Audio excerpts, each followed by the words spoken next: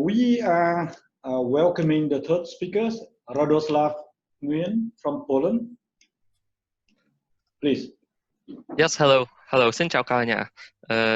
My Vietnamese name is Min, so you can call me Min. Feel free to call by my Vietnamese name. Can you see my screen now? Yes? Okay. Okay, as a matter of introduction, my name is Radoslaw Min Nguyen. I'm actually half Vietnamese, half Polish, and I work in Warsaw right now.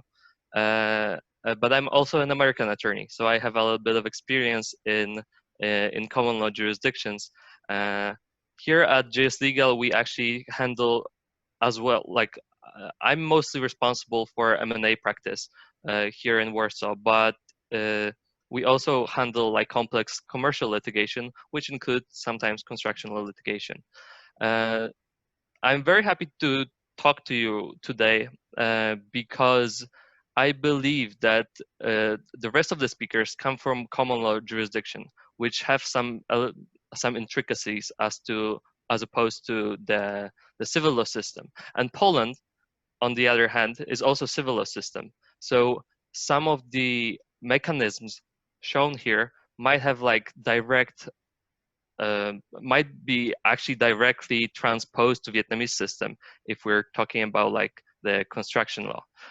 Most of the things I will talk about will of course apply to complex, big construction work normally done under public procurement law, but prevailing part will also apply to small contracts, because this is the mechanisms I will show you. They actually originate, like they are based on a civil code, so they actually apply to all the construction contracts. Okay, I've done like a small scheme of how it normally looks like between in a big investment in a construction contract. So the main contract is between the investor and the main contractor, and of course this main contract will, like, parties are free to agree on different things there, but what is important here that the provisions we'll be talking here right now, they actually don't depend on what they agree on what the parties agreed upon.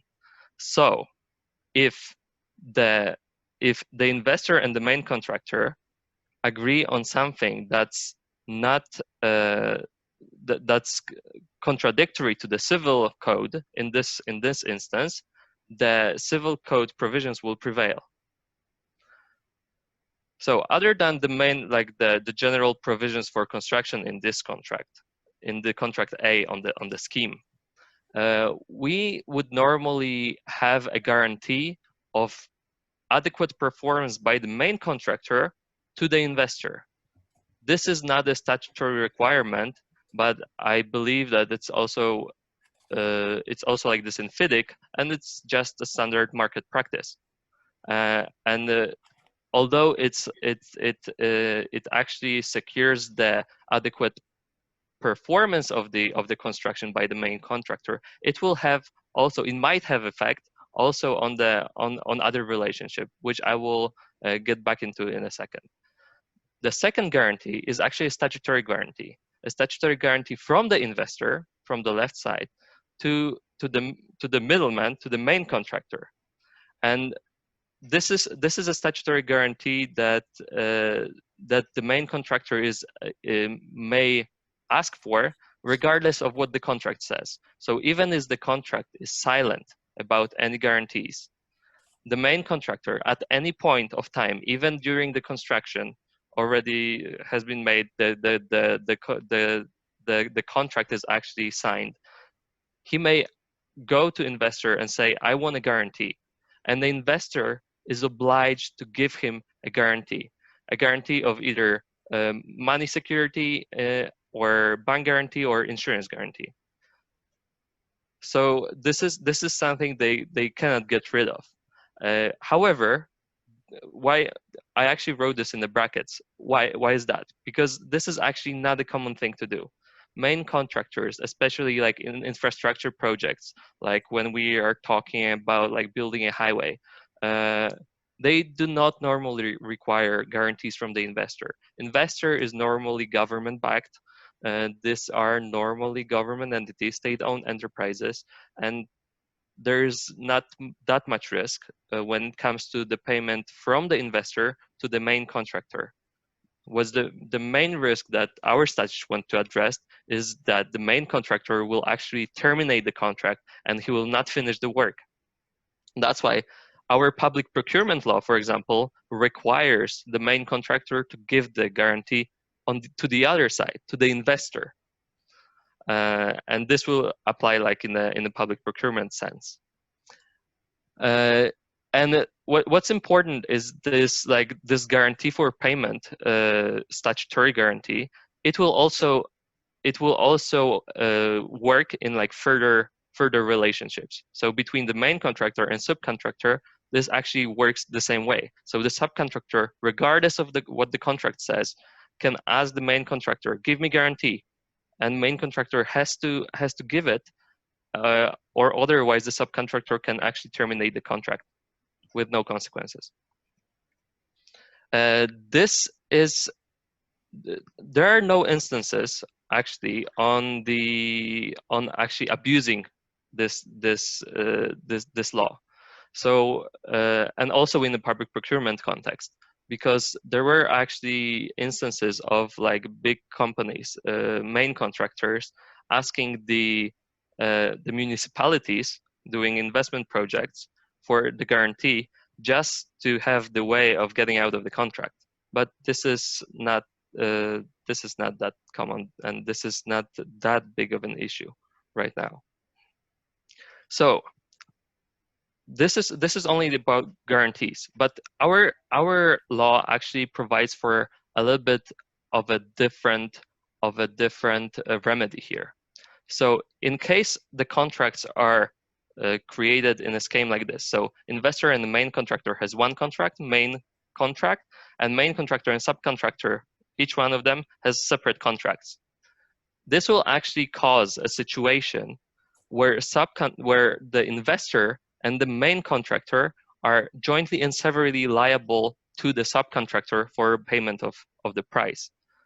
So as you can see, like although like there are two different contracts, there is like a direct link between subcontractor and investor, because in this and it's also a provision that cannot be excluded. So regardless of what the contract says, the subcontractor, there are some requirements later about this, the subcontractor may be able to go and claim the payment directly from the investor, and not only in case where the main contractor actually don't want to pay. With joint and several liabilities, the subcontractor can claim directly from the investor or from the main contractor, and this is entirely his choice. So this is how it works, of course there are some requirements to this. So the investor has to be aware of the contract between the subcontractor and the main contractor, and there are some requirements to it, but they are not very difficult to meet. And in general, if the investor is aware that the main contractor will use the subcontractors, he will be liable for the payments of the subcontractor remuneration. And we've seen this in action actually even recently, I think in 2018, with some big highway projects where the main contractor was a big construction company from Italy. They actually had some difficulties in their liquidity, and they had to stop, and they actually terminated the contract. So this is they just terminated the contract and withdrew. And the subcontractors had outstanding payment obligations from the main contractor for about like 100 million zlotys, which is around 30 million USD. And actually the investor, which in this case was General Directorate of Highways, which is a public entity, they actually started paying directly to the subcontractors based on this provisions. In the public procurement context, there's also like different other security mechanisms. For example, the ones that Kelvin mentioned in Singapore, that if in a situation like this, if the construction is done in like different stages, the payment should also be in stages, and the payment for the second stage to the main contractor can be paid only if the main contractor provided evidence of paying to subcontractors for stage 1. But this is like very specific. They actually originate in public procurement law.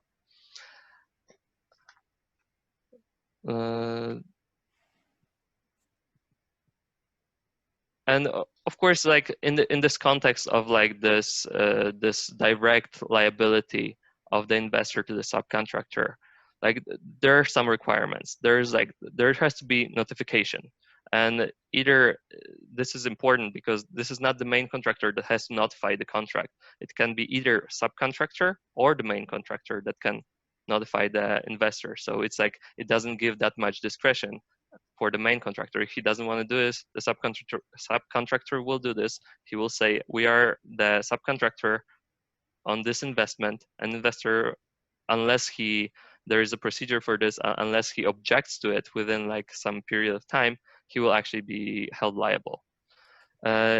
What's also important is that this liability of investor to the subcontractor, it actually doesn't matter whether the investor already paid the main contractor. So in this case, the investor might be liable for paying twice for the same provisions.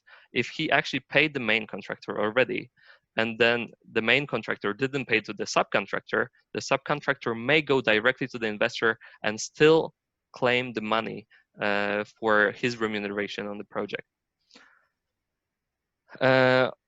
Of course, as mentioned before, this cannot be excluded by law. This works by operation of law. This cannot be excluded in a contract between the parties. And well, this is the specific mechanism I wanted to tell you about, and how this works. If you have any questions, I'll be happy to answer them. But this is like a very specific mechanism that's securing subcontractors' payments from especially in a big investment project. But as I mentioned before, also this will actually apply also to like a small contract, like a building of a house, where totally like on a smaller scale, where the investor is like just a private investor is building a house, and the main contractor, for example, has to use subcontractor for like building windows. This will work the same way. The subcontractor building windows will have the direct claim to the investor in this sense. And thank you very much. I'm happy to open to answer your questions.